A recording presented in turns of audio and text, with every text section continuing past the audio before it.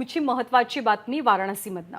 वाराणसीच्या ज्ञानवापी मशिदीच्या सर्वेचा अहवाल आज स्थानिक कोर्टात सादर होण्याची शक्यता तशी कमीच आहे। अहवाल तयार नाहीये, त्यामुळे आज 2 ते 3 दिवसांचा अवधी मागितला जाईल अशी माहिती सहाय्यक कोर्ट कमिशनर अजय प्रताप सिंग यांच्याकडून दिली जाते। आपले प्रतिनिधी अभिजित करंडे सध्या याच परिसरामध्ये आहेत, या मशीद परिसरामध्ये आहेत। अभिजितकडून आपण अपडेट्स जाणून घेऊयात। अभिजित, वेळ मागितला जाऊ शकतो अशी सध्याची माहिती आहे, काय अपडेट्स आहेत त्या प्रकरणातले? ज्ञानदा, आपण जर बघितलं तर सकाळी आपण विशाल सिंग जे कोर्ट कमिशनर होते, अजय प्रताप सिंग, विशाल सिंग आणि अजून एक कोर्ट कमिशनर, 3 कोर्ट कमिशनर होते। आपण विशाल सिंग यांच्याशी बोलले, ते म्हणाले की माझा रिपोर्ट तयार आहे। मात्र या प्रकरणामध्ये जे 3 कोर्ट कमिशनर आहेत त्या 3 कोर्ट कमिशनरचे वेगवेगळे रिपोर्ट सादर होण्याची शक्यता आहे। जरी विशाल सिंग यांचा रिपोर्ट तयार असला तरी इतरांचे रिपोर्ट तयार नसल्यामुळे आजच्या दिवशी हा रिपोर्ट सादर होईल कोर्टासमोर। नेमकं काय ज्ञानवापी मशिदीमध्ये त्यांना बघायला मिळालं याची शक्यता फारच कमी आहे, त्यामुळे कदाचित 2 दिवसांचा अवधी वाढवून घेतला जाऊ शकतो आणि तशी शक्यता जी आहे ती अजय प्रताप सिंग यांनी वर्तवलेली आहे। दुसरी बाब यातली महत्त्वाची आहे, विशाल सिंग हे आजच रिपोर्ट सादर करण्यावरती थोडे ठाम होते। त्याचं कारण असं आहे की सुप्रीम कोर्टामध्ये सुद्धा सुनावणी चालू आहे या सगळ्या प्रकरणावरती आणि त्यामुळे हा जो सगळा प्रकार आहे तर आपल्याला इथं बघायला मिळतंय।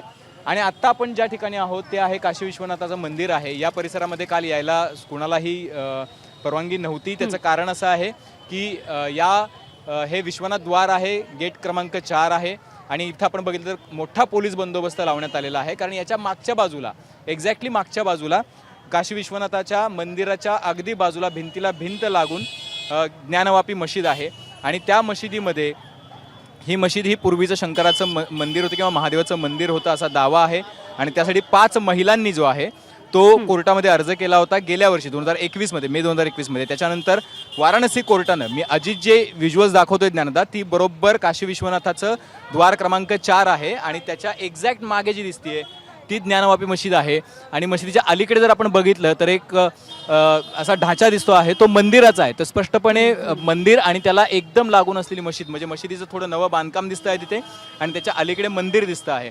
म्हणजे या जागी नेमकं काय होतं याचे जे म्हणजे आशंका बांधल्या जात होत्या किंवा त्याचे जे अंदाज बांधले जाते त्याचा हा नमुना आहे।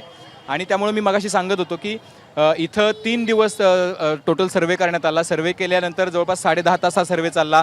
दोन्ही बाजूचे पक्षकार होते, हिंदू पक्षकार होते, मुस्लिम पक्षकार होते।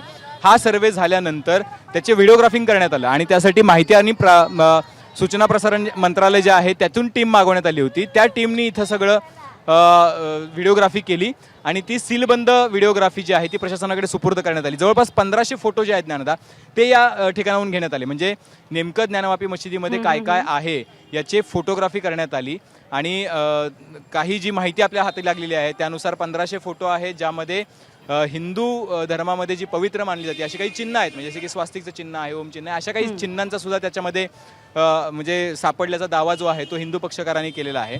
तिसरी महत्त्वाची जी गोष्ट आहे जी कालपासून सातत्यानं समोर आहे ती वजू करण्याची जागा जी असते मुस्लिम समाजामध्ये, मशिदीमध्ये जाऊन नमाज अदा करण्याआधी वजू केली जाते आणि त्याआधी हातपाय धुवून स्वच्छ करण्याची जागा, त्याला वजूची जागा म्हणतात।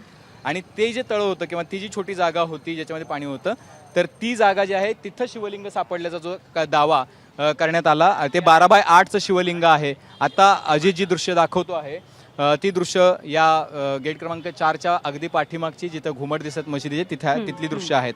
म्हणजे आपण जर बघितलं ज्ञानदा तर 12x8चं शिवलिंग सापडल्याचा दावा केल्यानंतर तातडीनं हिंदू पक्षकार जे आहे ते त्याच दिवशी म्हणजे कालच्या कालच कोर्टात गेले आणि कोर्टात ज्यावेळेला गेले त्यावेळेला त्यांना कोर्टाने सांगितलं की ही जी जागा आहे ती ही सील करा आणि ती पोलिसांच्या आणि CRPFच्या ताब्यात द्या। जसं आपण बघतो आहे की इथं कमांडोज आहेत, जे CRPFचे कमांडोज आहेत, त्यांनी इथं मोर्चा सांभाळलेला आहे। आता इथल्या सुरक्षेचा इथून कोणालाही आत जाऊ दिलं जात नाहीये। पलीकडे शक्ती भवनच्या तिथं जर बघितलं तर मोठ्या प्रमाणावरती पोलीस बंदोबस्त जो आहे तो लावण्यात आलेला आहे। आणि आपल्यासोबत आता न्यास मंदिराचे परिषदेचे सदस्य आहेत, ते म्हणतात कल जो है वो यहाँ पे शिवलिंग मिलने का दावा किया गया था, क्या पूरी भावना है आपकी, क्या हुआ था? नहीं, ये तो सबकी भावनाएं बहुत अच्छा है और मिला है लोगों को और माननीय न्यायालय ने उसको सुरक्षित कर दिया है। इससे बड़ा प्रमाण क्या हो सकता है? तो जो भी सनातन धर्मावलंबी हिंदू हैं उनके लिए बहुत बड़ी बात है और बहुत अच्छी बात है। भगवान सोमवार के दिन प्रकट हुए हैं, भगवान का पूजन इत्यादि न्यायालय के निर्णय के बाद शुरू होना चाहिए और उनसे अनुरोध करके काम होना चाहिए। लेकिन जो मुस्लिम पक्षकार है वो भी तो अलग एक दावे कर रहे हैं कि वहाँ पे वो तो देखिए, भारत जो सांस्कृतिक विरासत है हिंदुओं की, जो आध्यात्मिक विरासत है, आक्रांताओं ने तोड़ा फोड़ा है और उन चीज़ों को मुस्लिमों को भी स्वीकार करना चाहिए और कर भी रहे हैं। इसलिए देखिए किसी भी तरह का कोई विद्वेष भाव नहीं है। वो लोग भी कह रहे हैं कि न्यायालय का निर्णय आएगा तो हमें मान्य है और वैसा ही निर्णय आएगा भी, हम आशा करते हैं। मैं आपसे एक चीज़ जानना चाहता हूँ कि ये जो मंदिर है ये गेट नंबर 4 है, तो ये जरा टोपोग्राफी समझाइए, जो लोग टीवी पे देख रहे हैं जी जी, उनको समझाइए कि मंदिर कहाँ है, मस्जिद कहाँ है, और उसके देखिए ऐसा है ना, मस्जिद के एकदम बगल में एक ढांचा दिख रहा है। नहीं वो बात नहीं। देखिए जहाँ पर शिवलिंग मिला है वो ठीक उसके दक्षिण भाग में वापी है, जैसा पुराणों में वर्णन है। उत्तर भाग में जो है भगवान महादेव हैं और ठीक पश्चिम भाग में श्रृंगार गौरी है, जो अभी आप देखेंगे अंदर जाएंगे तो ये सारे साक्ष्य अनुकूल मिल रहे हैं। और अंदर जो स्वस्तिक के चिन्ह मिले हैं, घंटा मिला है, साथ में बहुत ऐसे मगरमच्छ इत्यादि, जैसा मैं सुन रहा हूँ। और वो तो जब रिपोर्ट सबमिट होगा कोर्ट में और वो सार्वजनिक भी होगा तो उसमें कुछ कहने की बात नहीं है, अब सब आपके सामने आएगा।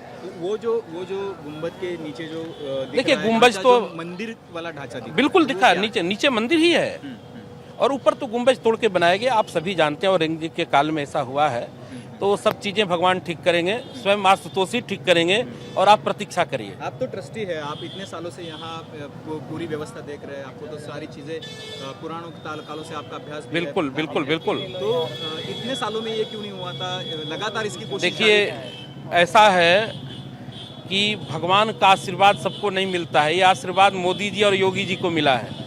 उनके कार्यकाल में वो प्रकट हुए हैं और उनकी मंशा साफ है, वो किसी का हित नहीं चाहते हैं, लेकिन भारतीय जो सांस्कृतिक विरासत है और आध्यात्मिक विरासत उसको तो सजाना है और जिसका जो हक है उसे मिलना चाहिए और ये कार्य हो रहा है। आप तो ट्रस्टी है, आप कल सर्वे हुआ तो आपको क्या पता चला है, क्या क्या मिला है अंदर, कैसा? देखिए आधिकारिक रूप से तो मैं नहीं कह सकता, लेकिन जैसा मीडिया में और बाकी चीज़ें सुन रहा हूँ, वहाँ भगवान स्वयं प्रकट हुए हैं, स्वस्तिक का चिन्ह मिला है, मगरमच्छ मिला है और भी चीज़ें, घंटा का चिन्ह मिला है और दीवारें जो नीचे की हैं, नींव जो है वो मंदिर की दीवारें लग रही हैं, जैसा साक्ष्य लोगों को मिल रहा है।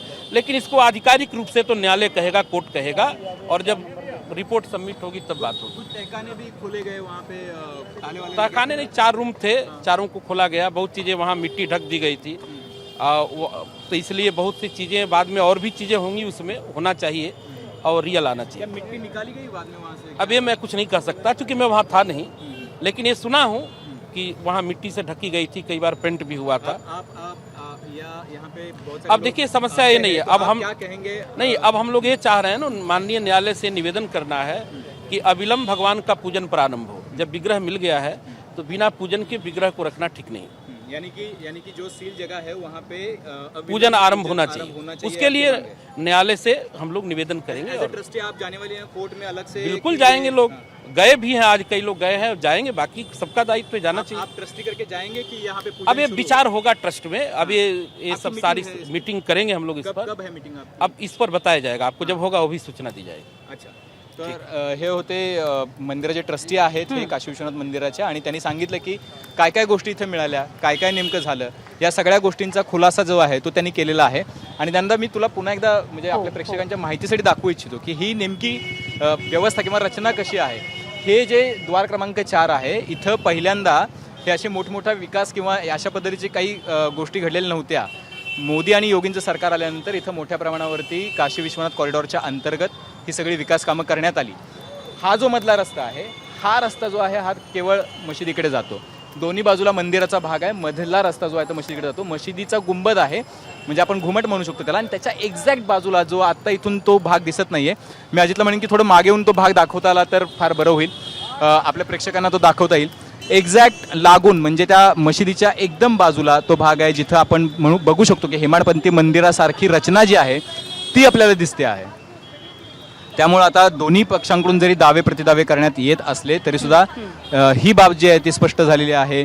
कोर्ट कमिशनर जे आहेत ते त्यांनी सूचित केलेलं आहे सकाळी एबीपी माझाशी बोलताना की काही गोष्टी इथं आढळून आलेल्या आहेत की ज्यावरून हे सूचित होतं आहे की इथं आधी भगवान महादेवाचं मंदिर किंवा तशा पद्धतीची रचना इथं अस्तित्वात होती। ज्ञानदा, बरोबर आहे, पण आज सर्वेचा अहवाल स्थानिक कोर्टात कितपत सादर होईल याबद्दल जरा साशंकता आहे। इथली सध्याची सगळी परिस्थिती, कोर्टात घडणाऱ्या घडामोडी याची ताजी माहिती अभिजित वेळोवेळी तू आपल्या प्रेक्षकांपर्यंत पोहोचवत राहास, तुर्तास धन्यवाद। एबीपी माझा, उघडा डोळे बघा नीट।